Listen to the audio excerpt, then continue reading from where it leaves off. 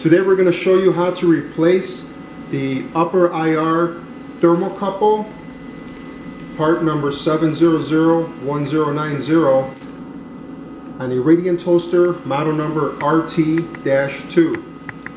The installation of this thermocouple is very, very important and very critical if not done correctly. Otherwise, the toaster performance will be greatly affected. The thermocouple type K, it's actually strapped to the cowl rod sheathing of the upper infrared heater. Looking in the front of the toaster, the thermocouple is strapped up along the cowl rod and held in place with two clamps. Replacement of the thermocouple in place is highly recommended versus removing the heater assembly. Turn the power off. The unit will enter a 20-minute cool down period. It's highly recommended that the unit is allowed to cool. Then unplug the toaster. Remove the front crumb tray.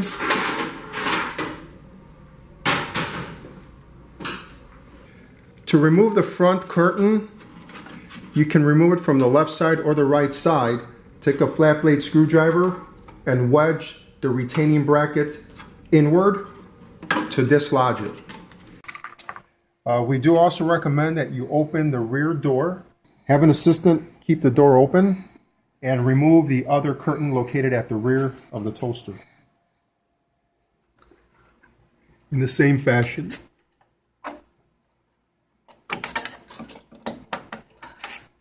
Okay, set the curtains aside. The next step to facilitate thermocouple replacement is to remove the conveyor chain. We must manually rotate the conveyor in an inward position until we see the master links.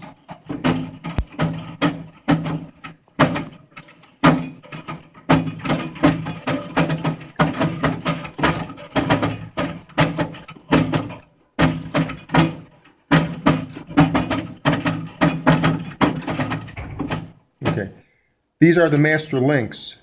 Where there's an empty space in the center, the two master links are located on the left side and on the right side. To release tension on the conveyor chain, we must push the shaft in and down. This gives us enough slack to work with the chain.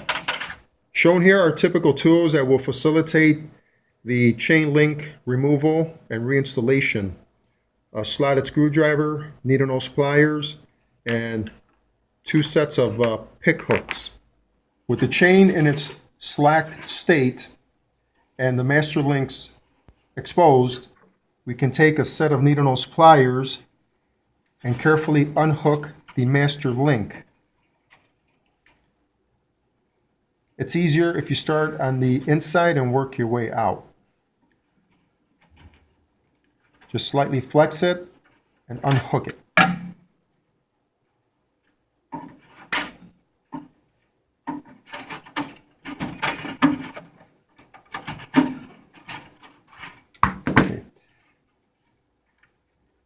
These are your two master links, and your full-size links are the remaining links. And using your right hand from the rear, pull the chain completely out of the toaster. Keep in mind it may get snagged along the way. With the conveyor chain removed and the front shaft compressed, there's more hand room to access the thermocouple retaining clamps. Next, remove the side cover by removing the two side Phillips screws. Remove the side cover by lifting up and away from the toaster. The thermocouple is this first one here for the upper IR, labeled YAR. Y for yellow, R for red, A for a thermocouple, which is your one above the upper IR heater. Loosen up the retaining screws. Disconnect the wires. Snip any wire ties that currently secure the thermocouple sheeting. One here, one here. Next, pull the thermocouple away from the board and through the grommet and let it stand free. The upper IR heater assembly is located in this area here. Here's your thermocouple. We have here a separate heater assembly that's been removed to demonstrate the particular steps. We're going to show step by step on replacing the thermocouple in a close-up environment, which is not visible through the toaster. Again, it's not recommended or required to remove the heater assembly to replace the thermocouple.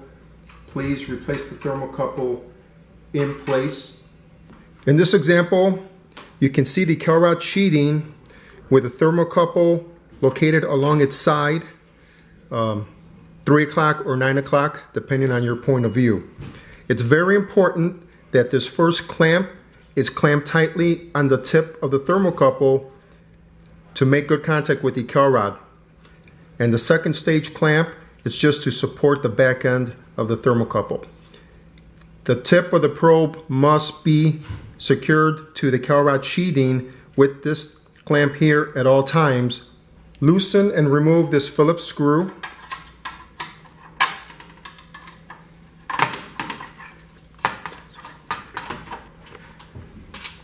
When the screw is removed, straighten the thermocouple. Using a 1/4 inch stubby nut driver, loosen up the 2 worm clamp screws. It's not necessary to replace the clamps. Slide the thermocouple out. Next, take the new thermocouple clamp and new thermocouple and insert the clamp into the thermocouple up to this junction as shown. Insert the thermocouple into the larger hole which goes along the side of the cowl rod element. The intent is to guide this into the 2 existing clamps. Here's the tip of the thermocouple junction.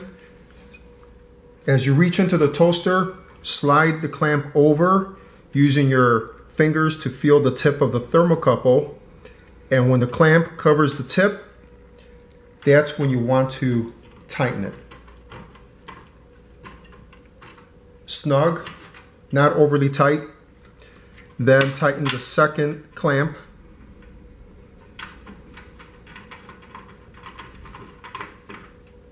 Ensuring you maintain the thermocouple at the 3 or 9 o'clock position, depending on your point of view. Next, from the side of the toaster, bend the thermocouple down and guide the screw into the clamp hole, securing it.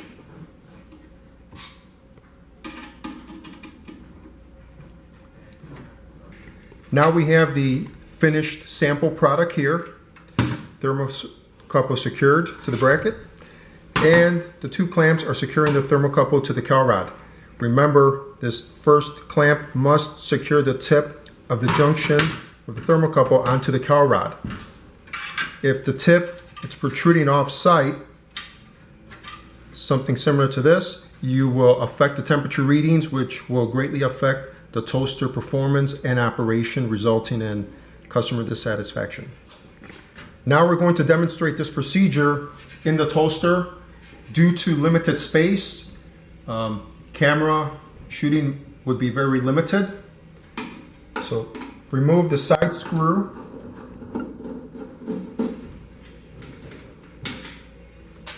And straighten out the old thermocouple. As you can see, the 2 retaining clamps are visible from the front of the toaster, the front one and the rear. Take a 1/4 inch stubby nut driver, reach in, and loosen up both. Do not remove, just loosen up the screw 2 or 3 turns counterclockwise.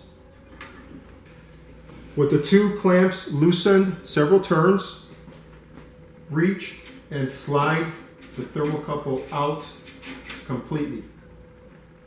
Take the new thermocouple clip, new thermocouple, slide it up to this junction here. Then fish the thermocouple into this top hole alongside the cowl rod, guiding it into the first clamp. You do need to hunt for it, so use your left hand and your fingers to feel for the thermocouple and the clamp, so you can guide them through the first clamp, then to the second clamp. With the thermocouple completely guided through both clamps and the tip of the probe alongside the cowl rod at the 3 o'clock or 9 o'clock position, depending on your perspective, ensure the tip of the probe and the clamp are together. Use a stubby, or if you have a preference for a longer nut driver, proceed and tighten the clamp on the tip of the junction so we do not lose that spot. Be sure to tighten the second clamp.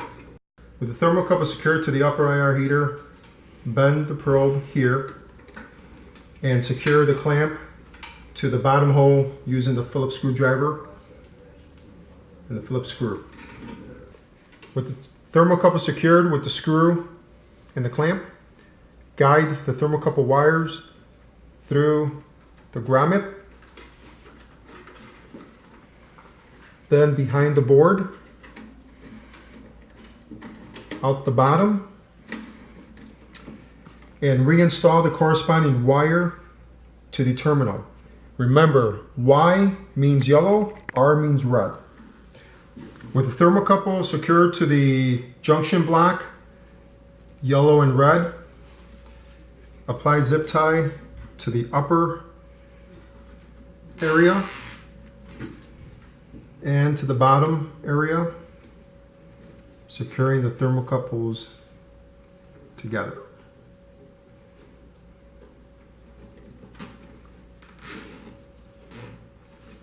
Cut off any excess zip tie. Reinstall the horizontal conveyor belt. Lay the chain on a flat surface, as we need to determine the smooth side and the rough, bumpy side. Take a pen or similar tool and rub it back and forth.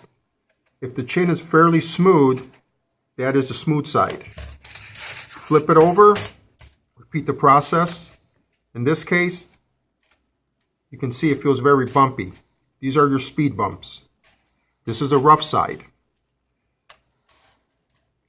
We need to install the conveyor chain with the rough side towards the bottom and the smooth side towards the top or towards the outside in contact with the product. Position the chain with the bumpy side as shown here, with the open hooks pointing towards my right side. Grab the chain from this end, and we're going to feed the conveyor chain using the bottom support guides. Left guide, right guide.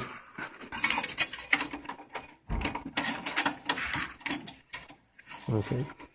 Feed the chain as far as back as you can push it from the front. Hold it, reach around the opposite end.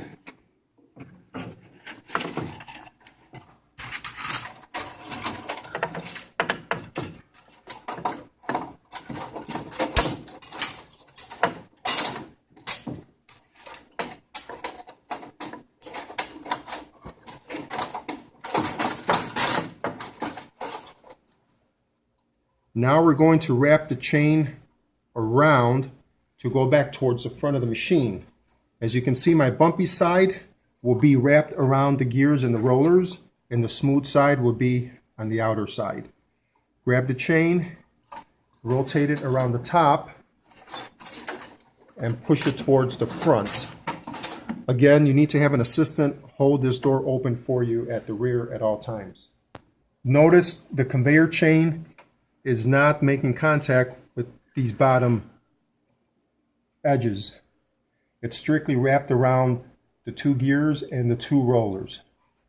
So continue pulling the top of the chain towards the front of the machine so we can get the ends to line up towards the front to facilitate the master link installation. You need to pull on the top as you pull back on the bottom so that it wraps around easier. Before joining the two ends together, reconfirm that the front shaft is collapsed towards the back and down. Ensure once again that the smooth side of the chain is on the top and the bumpy side is towards the underside. Also confirm that the conveyor chain is positioned above the left guide and the right guide. It should not be below the guide, it should be above. To rehook the chain, it's easier if you hook the outer links first. So I would hook one corner here, another corner here. Okay. Now to reconnect the center links, needle nose pliers will also work. All you have to do is flex it slightly and hook it in from the bottom over the top. Hook it from the bottom over to the top. Okay. Once you verify that the master links have been reconnected at all 4 connection points, push up on the bottom shaft so it extends forward and applies tension to the conveyor belt. Reconfirm that there is no obstruction or anything out of place. With the conveyor chain installed correctly, proceed and install the front curtain over the 2 outer pins. Engage the slot into the pin.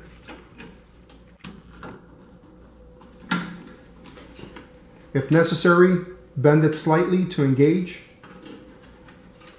Ensure it swivels. Reinstall the crumb tray.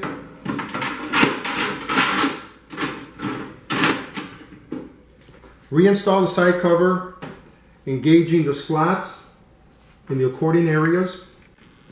Ensure none of the wire gets damaged along the way. With the side panel on, secured with the 2 screws, plug the power cord into the outlet, turn the power on, and allow the unit to preheat for 20 minutes until it reads ready on the screen. After replacing the thermocouple for the IR heater upper and the unit has been preheated to the ready status, press and hold the day part button for several seconds until index 1 appears. Next, press up until you see the upper IR heater temperature. Currently, temperature it's 1,220 degrees. Average temperatures between 1,100 to 1,200, 1,250 degrees. If it's a lot lower, let's say well below 1,000, that means the thermocouple is not attached to the cal rod correctly at the 3 9 o'clock positions.